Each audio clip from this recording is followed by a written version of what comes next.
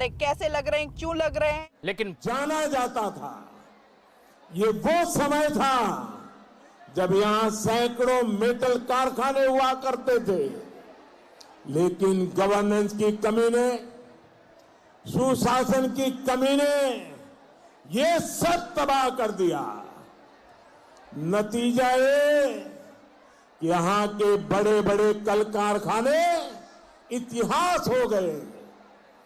Iron steel industry हो, PVC moulding units हो, ऐसे अनेक उद्योग या तो बंद हो गए या बंद होने की कगार पर है। यहां के जूट उद्योग की स्थिति, जरी उद्योग की स्थिति सबसे आप भली भांति परिचित है। साथियों, जो भी बंगाल के पूर्वजों ने कमाया था, जो भी बंगाल के पूर्वजों ने जुटाया था, यहां जो भी सरकारें आई, सभी सरकारों ने बर्बाद करके रख दिया है। आज दीदी की सरकार की पहचान क्या है? दीदी की सरकार यानी तोलाबाजों की सरकार। दीदी की सरकार यानी सिंडिकेट की सरकार। दीदी की सरकार यानी माताओं बहनों पर अत्याचार करने वालों की सरकार। और ऐसे में बंगाल का नौजवान सबसे ज्यादा परेशान है।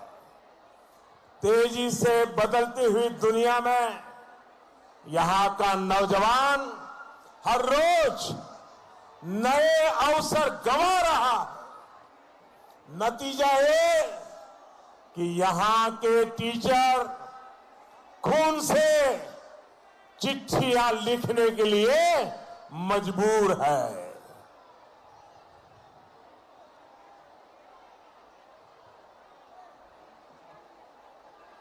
राज्य सरकार के कर्मचारियों को बराबर वेतन का लाभ नहीं मिलता।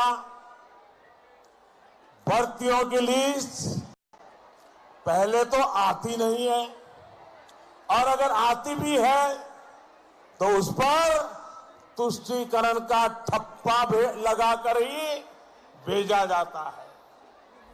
दीदी ने यहां तय कर दिया है, सरकारी योजनाओं का लाभ पाना है तो कटमनी देनी पड़ेगी।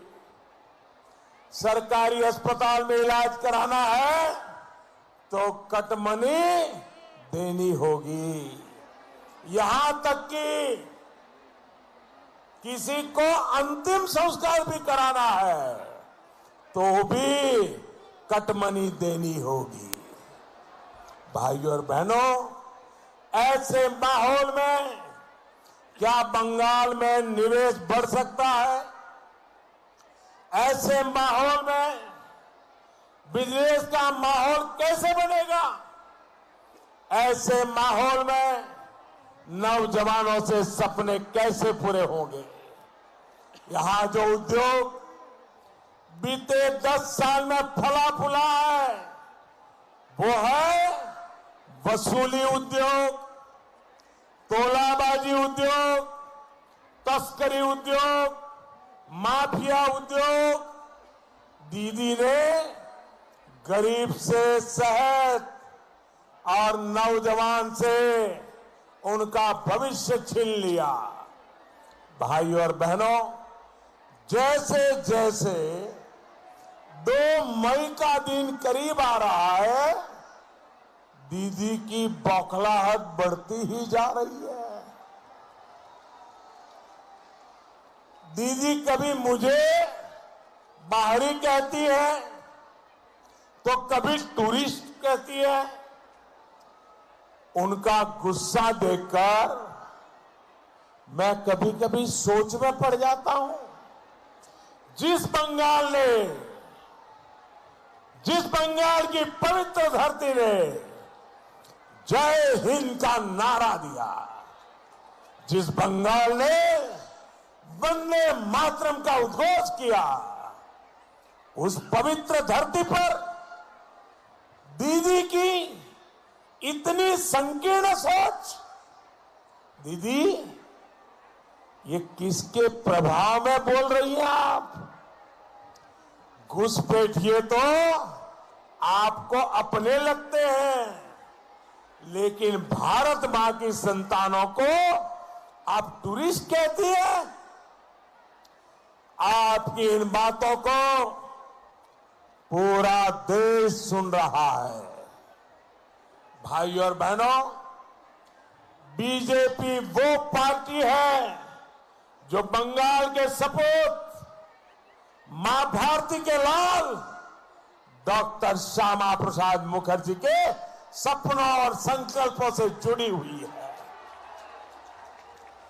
जिस तिरंगे के लिए डॉक्टर मुखर्जी ने अपना बलिदान दिया, बीजेपी उस तिरंगे को कश्मीर से कन्याकुमारी तक पूरी शान से फहरा रही है। हम तिरंगे की आन बान शान के लिए मर मिटने वाले लोग हैं। ये बाहरी बाहरी बोलकर देश के लोगों में भेद करना बंद करिए दीदी, बंद करिए। ये बाहरी बाहरी बोलकर संविधान का अपमान करना बंद करिए दीदी। भाइयों और बहनों, मैं आपसे जानना चाहता हूं, क्या ममता दीदी इस चुनाव में अपने 10 साल के शासन का हिसाब दे रही है क्या?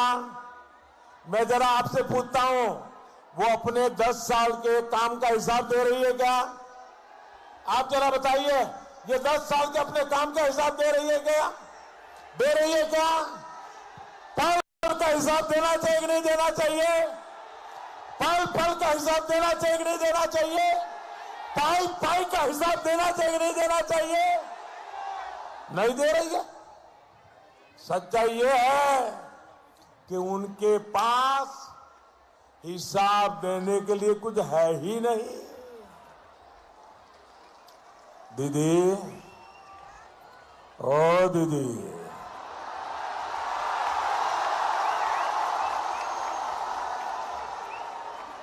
उलूबेड़िया के, हावड़ा के ये लोग आपसे जानना चाहते हैं, अम्फान राहत के पैसे कहां गए? जवाब देना चाहिए कि नहीं देना चाहिए? अच्छा, दीदी नहीं देती तो भतीजा दे दे। दीदी, आपको अंदाजा नहीं है कि बंगाल के लोग आपको बराबर पहचान गए हैं। बंगाल के लोग आपसे कितना नाराज है, आपको